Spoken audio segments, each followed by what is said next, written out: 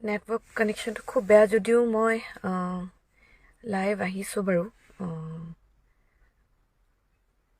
এই টাইমটো বাৰু লাইভ অহাৰ টাইম নহয়, বাট ষ্টিল মই ট্ৰাই কৰিছোঁ। মই বৰ্তমান গাড়ীৰ ভিতৰত বহি আছোঁ। একচুৱেলি এটা কাৰণত লাইভ অহা হ'ল আজি।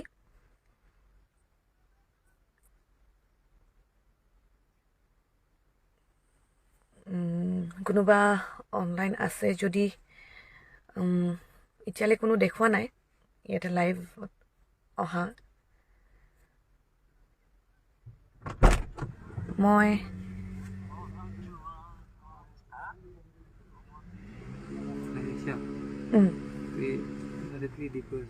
ফোনটো ৰিচিভ কৰা নাই ই কৈ আছে তাৰপৰা আহোঁ নাহোঁ নাজানো তাৰপৰা আহি ফাটি চকলেট কি কৰিব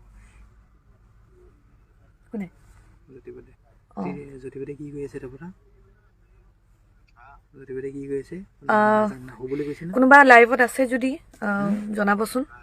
নাহোঁ কি কৰিব বুলি কৈছে না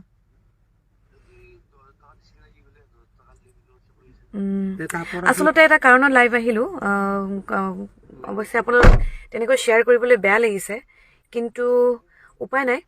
কেতিয়াবা পৰিস্থিতিয়ে বাধ্য কৰাই দিয়ে কিছুমান বস্তু প্ৰকাশ কৰিবলৈ, কাৰণ চব আপুনি ধৰক সহ্য কৰিব বিধৰত নহয়। আৰু এটা লিমিটলৈ মানুহৰ ধৈৰ্য শক্তি থাকে, মানুহৰ এটা সহ্য শক্তি থাকে। গতিকে মই সেই ধৈৰ্য শক্তিটো হেৰাই পেলাইছোঁ, যাৰ ফলত আজি লাইভ আহিব লগা হ'ল। একচুৱেলি মই আছোঁ, হয়তো সকলোৱে জ্ঞাতই যে মই এই বছৰ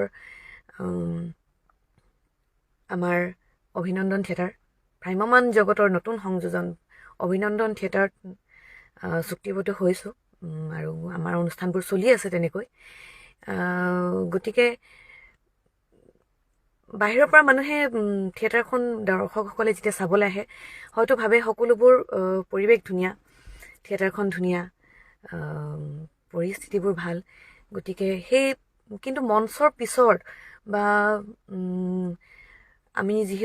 আমি অভিনয় কৰি আছোঁ, আমাৰ জীৱনত কি কি চলিছে হয়তো সেই ৰাইজে নেজানিব পাৰে। গতিকে বহুতখিনি কষ্টৰ মাজেৰে এই যাত্ৰাটি কৰা হয়। হয়তো বহু বছৰ আছে শিল্পীসকলে, মোতকৈ বহুত অভিজ্ঞ শিল্পী আছে আমাৰ থিয়েটাৰখনত, লগতে বিভিন্ন থিয়েটাৰখনত বহু বছৰ ধৰি আজি সেই থিয়েটাৰখনৰ পৰাই তেওঁলোকে সংসাৰখন চলাইছে, নিজৰ পৰিয়ালিটি চলাই আছে। গতিকে মোৰ তাৰে এটি সদস্য। গতিকে এবছৰ এটা ত্যাগ কৰি পেলাই নিজৰ ঘৰ সংসাৰখন এৰি পেলাই অহা হয় এখন থিয়েটাৰলৈ। গতিকে বেলেগ ধৰণৰ অভিজ্ঞতা, তিতা মিঠা থাকেই। মিঠা খুব কমেই হ'ল এই থিয়েটাৰখনত, তিতা অভিজ্ঞতাটো বেছি। গতিকে বৰ বেছি কথা বহলাই নিদিওঁ। আজি আছোঁ মই বৰপেটা জিলাৰ বাৰাপেটা নামৰ ঠাইডোখৰত, আৰু ইয়াত কি হৈছে পৰিস্থিতিটো মানে, আপোনাৰ অনুষ্ঠানবোৰতো ঠিকেই চলি আছে, কিন্তু আজি মই কথা এটি মানে শ্বেয়াৰ কৰিবলৈ লৈছোঁ। যিহেতু আমাৰ অনুষ্ঠান কৰাৰ বিনিময়ত আমি সকলোৱে জানো পইচাটো লোৱা যায়, কৰ্ম কৰা হয়, প্ৰফেশ্যনটো ভাল পোৱাৰ কাৰণে কৰি আছোঁ নিজৰ এটা। গতিকে অভিনয়টো নিজৰ পেচা বুলি নকওঁ, ভাল পাওঁ, মনেৰে কৰোঁ, শ্ৰদ্ধাৰে কৰোঁ, কিন্তু তাৰ বিনিময় যেতিয়া পোৱা নাযায় তেতিয়া বহুত দুখ লাগে। গতিকে আজি থিয়েটাৰখনৰ হৈ পেলাই একো ক'বলৈ, অভিযোগ দিবলৈ নাই, কিন্তু থিয়েটাৰখনৰ যিজন প্ৰযোজক আমাৰ জ্যোতিপ্ৰদ তালুকদাৰ, তেখেতলৈ বহুত ডাঙৰ এটা অভিযোগ দিম বুলিয়ে ক'ম, যিহেতু কথাখিনি ক্লিয়াৰলি ক'বলৈ লৈছোঁ। আজি বৰ্তমান এতিয়া বাজিবলৈ ধৰিছে 2টা, অলমষ্ট চাগে 2টা বাজিব হৈছে। এতিয়া সময় হৈছে 1:53, আৰু 7 মিনিটৰ পিছত 2টা ৰাতি বাজিব। গতিকে এই 2টা বজালৈ মই বৰ্তমান অনুষ্ঠান শেষ কৰি আছোঁ পেণ্ডেলতেই। পেণ্ডেলত থকাৰ কাৰণটো হ'ল, আজি প্ৰযোজকজনে মোক মোৰ যিটো পে'মেণ্ট সেইটো দিবলগীয়া কথা আছে। আজি বুলি নহয়, অৱশ্যে এই থিয়েটাৰখনত মই প্ৰথম প্ৰায় যিটো মোৰ পে'মেণ্ট লৈ খেলি মেলি পাই আহিছোঁ। গতিকে বহুদিন ধৈৰ্য ধৰি তেনেকৈ মই এডজাষ্টমেণ্টত কাম কৰি আহিছোঁ।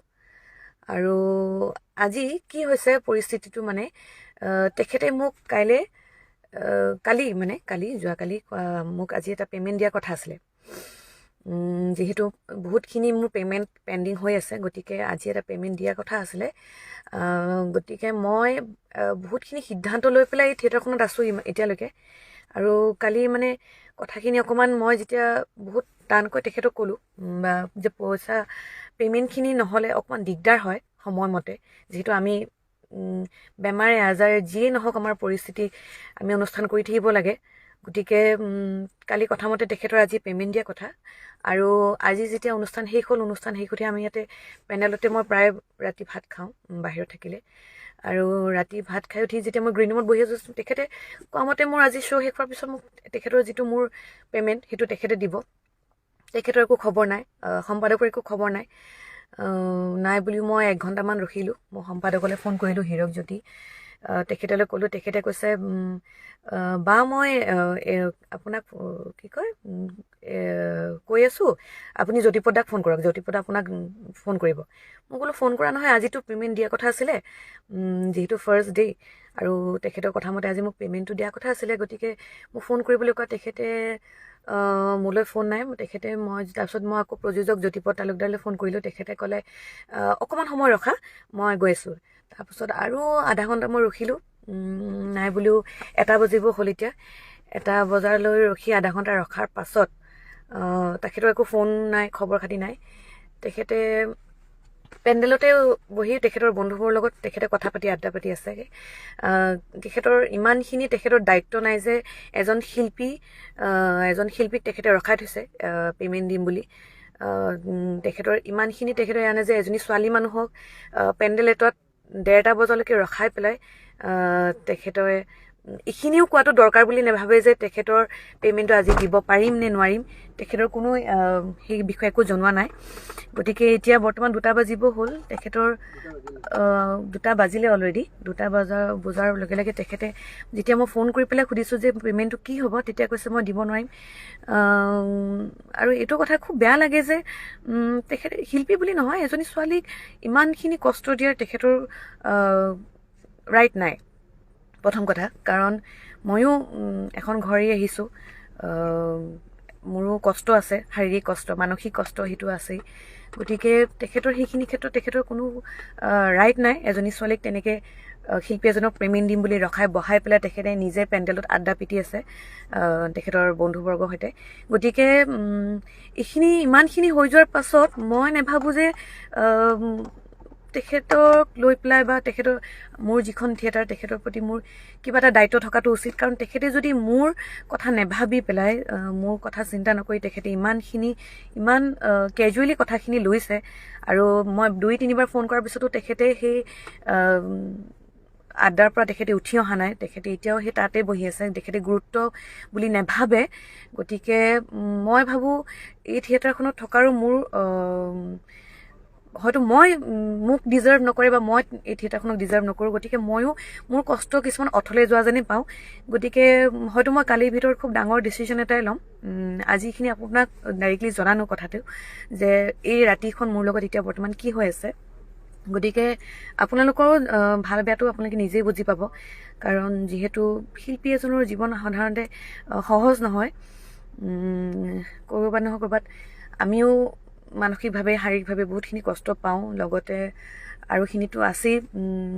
জীৱনটোত হেৰাই অহা এজন মোৰ জীৱনৰ মূল্যৱান ব্যক্তি, তেখেতক মই শেষ কৃতকাৰ্য কৰি পেলাই মই মোৰ থিয়েটাৰ যাত্ৰা আৰম্ভ কৰিছোঁ। গতিকে মোৰ বাবে এখন ডাঙৰ বলিদান। মোক আৰু বহু শিল্পী আছে যেনেকৈ এনেকৈ থিয়েটাৰৰ মাজত নিজৰ আপোনজন হেৰাবলগীয়া হৈছে, তথাপিও তেখেতে কৰি আছে। কিন্তু তাৰ বিনিময়ত যেতিয়া আপোনালোকে প্ৰযোজকজনে সেইখিনি সন্মান নিদিয়ে বা সেইখিনি দায়িত্ব বুলি নাভাবে সেই শিল্পীজনক গুৰুত্ব দিয়াৰ, গতিকে ময়ো নাভাবোঁ তেখেতক সন্মান কৰাৰ। গতিকে এই থিয়েটাৰখনৰ শিল্পীসকলক লৈ মোৰ কোনো অভিযোগ নাই। কিন্তু মুঠতে যিজন আমাৰ প্ৰযোজক আমাৰ জ্যোতিপ্ৰদ তালুকদাৰ, তেখেতলৈ মোৰ ইমানখিনি ক'ম যে অহাকাইলৈ ৰাতিপুৱা মোৰ যিটো সিদ্ধান্ত হ'ব তাতে যেন তেখেতে একো আপত্তি নকৰে। কাৰণ আজি যিমানখিনি মই কষ্ট পাইছোঁ, গতিকে সেই কষ্টখিনি তেখেতে বুজি নাপালে মই তেখেতক বুজাই দিয়াটো মোৰ দায়িত্ব। আৰু অতি শীঘ্ৰে মই কাইলৈ চাগে প্ৰেছ মিডিয়াই হওক, যিহেতু মানে কিবা এটা কাৰণত এনেকুৱা হঠাৎ যেতিয়া এখন থিয়েটাৰৰ পৰা আঁতৰি আহিবলগীয়া হয় বা হঠাৎ এখন থিয়েটাৰ এৰিবলগীয়া হয় কিবা কাৰণত, সেই কাৰণটো স্পষ্টভাৱে জনাই দিয়াটো ভাল ৰাইজক, আৰু তাৰ বাবে প্ৰেছ মিটো দিব লাগে। মই সেইখিনি সকলোখিনি ব্যৱস্থা কৰিম। গতিকে মই অহা কাইলৈ চাগে প্ৰেছ মিট দি পেলাই এই থিয়েটাৰখনৰ পৰা আঁতৰি যাম। তাৰ বাবে সকলোকে মই তাৰ ওচৰত ক্ষমা প্ৰাৰ্থী, ভুল নুবুজিব, কাৰণ ময়ো বহুত কষ্টখিনি কৰি আছোঁ আৰু কষ্ট কৰাৰ ধৈৰ্য বা হয়তো শক্তি মোৰ ওচৰত নাই। কাৰণ এজন শিল্পী হিচাপে যিমানখিনি সন্মান বা গুৰুত্ব দায়িত্ব তেওঁলোকে নিদিয়ে, যিমানখিনি তেওঁলোকে মোক নেভাবে প্ৰয়োজন বুলি, যে এই শিল্পীগৰাকীক মই ৰখাই থৈছোঁ ৰাতি 1-2 বজালৈ, তেখেতে যদি মোক এজন শিল্পী হিচাপে সেইখিনি সন্মান দিব নোখোজে, দিব পৰা নাই। গতিকে মই বিচাৰোঁ যে সিমানখিনি দায়িত্ব তেখেতক বুজাই দিয়াটো উচিত। গতিকে অহা কাইলৈ মই প্ৰেছ মিট দি পেলাই এই থিয়েটাৰখনৰ পৰা অব্যাহত ল'ম বুলি ভাবিছোঁ, আঁতৰিম। গতিকে যিমানখিনি যি প্ৰচেছ থাকে মই সকলোখিনি কৰিম। গতিকে আপোনালোকে সকলোৱে ক্ষমা প্ৰাৰ্থী এনেদৰেই। কিন্তু থিয়েটাৰখনৰ পৰা আঁতৰি গ'লে যাতে আপোনালোকে মোক বেয়া নাপায়, কাৰণ মোৰো এটা নিজৰ বাধ্য বা কি ক'ম আৰু, মই বাধ্যত পৰি পেলাই আহিবলগীয়া হৈছে আজি লাইভ আপোনাৰ ওচৰত এনেদৰে ক'বলগীয়া হৈছে। ভবা নাছিলোঁ জীৱনটো তেনেকৈ কৰিবলগীয়া হয়, মানে ভবা নাছিলোঁ আৰু যে এনেকৈ কেতিয়াবা লাইভ আহিম, আপোনাক তেওঁৰ কথা তেনেকৈ ক'ম। গতিকে সঁচাটো সঁচা ক'ব লাগিব, সঁচাতে জনাটো উচিত তেওঁলোকে। গতিকে মই অহা কাইলৈ যি ব্যৱস্থা ল'ব লাগে তেখেতৰ বিৰুদ্ধে ল'ম, আৰু আপোনালোকে যাতে মোক ভুল নুবুজে, আৰু তাৰ মাজত যদি কিবা ভুল ভ্ৰান্তি হৈছে ক্ষমা কৰি দিব। লগতে এনেদৰে আপোনালোকে মৰম আশীৰ্বাদ দি যাব, যাতে আপোনালোকৰ হৈ কাম কৰি যাব পাৰোঁ। ধন্যবাদ।